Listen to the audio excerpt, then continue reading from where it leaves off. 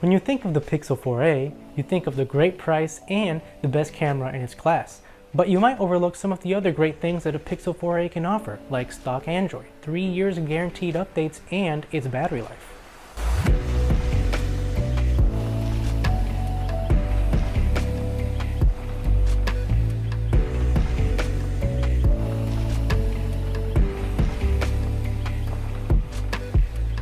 One of the first things you notice with this phone is the soft touch coating on the back. Even though it's plastic, the coating on top makes it feel premium and at the same time provides more grip. This is very relevant compared to glass back phones, which can be very slippery and a fingerprint magnet. It's the complete opposite with the Pixel 4a. I know this is the most said cliche in the tech world, but it really does feel great in the hand, and I never feel I'm going to drop it when using it. It is so good that I feel it's my favorite back finish to date, and I don't even feel the need to put a case on it, which is a first for me. When you first pick up this phone, you immediately notice it's pretty light compared to the heft of a glass back phone. It doesn't feel cheap when holding it, but it is something to keep in mind when you buy this phone. The volume and power buttons are made of plastic and feel like it when pressed, but overall, they feel pretty tactile and get the job done. I love the colored power button, which makes it stand out in a subtle way. The traditional capacitive fingerprint reader on the back works just as you would expect. It is plenty fast and you can use it to bring down your notification bar without having to swipe down the top of the screen. One thing to note is that there is no face unlock, which will be nice for those situations where the fingerprint reader doesn't work. And also there is no wireless charging, which I truly miss as I have wireless chargers everywhere and going back to wired cables is really a nuisance. But I guess these are first world problems, and for $350, there need to be some cut corners. With the Snapdragon 730G processor and 6GB of RAM, this phone flies through the operating system with no stutters or lag in my use. The 730G, while not the top of the line processor from Qualcomm, feels sufficiently powerful for everyday tasks and even some gaming. I have played Genshin Impact and Call of Duty Mobile on medium to high settings with no performance issues and ran very smoothly.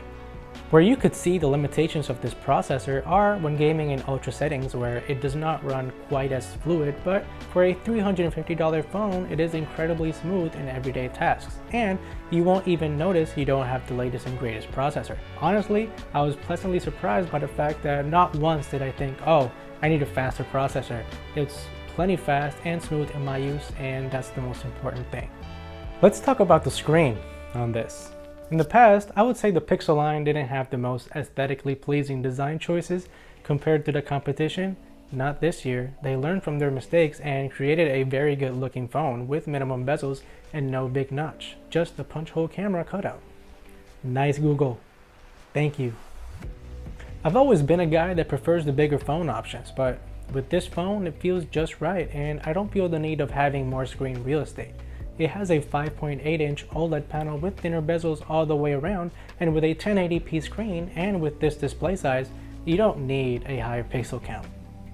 Web pages and video consumption is super crisp, and I have never complained of needing a higher resolution screen.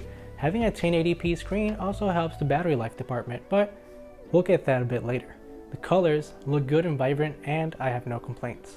The auto brightness feature was a bit hit or miss before the October update. When changing from differently lit environments, the changes in brightness was very noticeable and it felt like it needed some fine-tuning. After the October patch, it appears to be fixed and is much better in this respect. That's one of the best features of this phone though, like the continuous and monthly updates that give you the peace of mind that you wouldn't get with other phone manufacturers, and especially with phones at this price. The software in this phone is what makes it a cut above the rest in my opinion. Coming back to clean stock Android is always a breath of fresh air, and it is a joy to fly around the operating system with no lag or stutters compared to other skins on top of Android. Talking about Android, this phone comes ready for Android 11 and is the only manufacturer with 3 years of guaranteed updates. Some of the new features in this update is call screen. When you get a questionable number calling you, the Google Assistant screens the call and can let you know what the call is about before picking it up whenever you want. Multitasking is still not as smooth as I'd like it to be, especially compared with iOS, but it's a lot better than previous years. Let's talk about the camera. The Pixel 4a has a single 12.2 megapixel sensor on the back with no telephoto or ultrawide. The camera in this phone is simply amazing. The dynamic range when shooting stills is very good, and for the price, it's in a league of its own. It's so good that I'm no longer worried about taking pictures even in cloudy or questionable conditions because I know most of the time it's going to come out great. Low light photography is where the Pixel 4a camera shines, and this is where the night sight feature excels. The pictures this phone takes in dark lit conditions is in a league of its own, and it outclasses any other phone in this price range. Since there is no telephoto lens, the zoom is digital, which compromises the photo quality, but still thanks to Google's AI, it manages some decent photos, but I wouldn't say it's its strong suit. The front-facing camera is a 8 megapixel shooter, but it manages to get some nice shots, thanks to Google's AI, and takes the best front-facing camera stills in its class. It also manages difficult lighting conditions, which can also deploy night sight with the front camera. Dynamic range with this sensor is also decently good, and all in all, I would recommend this phone to anyone who wants the best selfie shooter in the market. The video camera is not that great in my opinion. A lot of the time the video looks grainy unless you have great lighting. I was trying to use the front-facing camera for some shots for this video and it came out grainy and not very usable. I wanted to shoot this part of the video just to make a comparison with the front-facing camera on the Pixel 4a and the built-in mic. As you can see, it's a bit grainy, but it's not that usable. Let's talk about battery life. Battery life in this phone is very, very good. It's an all-day performer easily. I'm hitting 5 to 6 hours of screen on time with about 30% still left in the tank. Screen on time can be a subjective measurement depending on the usage, but I have been using this phone for video consumption, gaming, emails, web surfing, with some picture taking in between, and never feel like the phone is going to run out of juice. With a 3140 mAh battery and a 1080p 5.8-inch display, it has the perfect recipe for great battery life, and it delivers.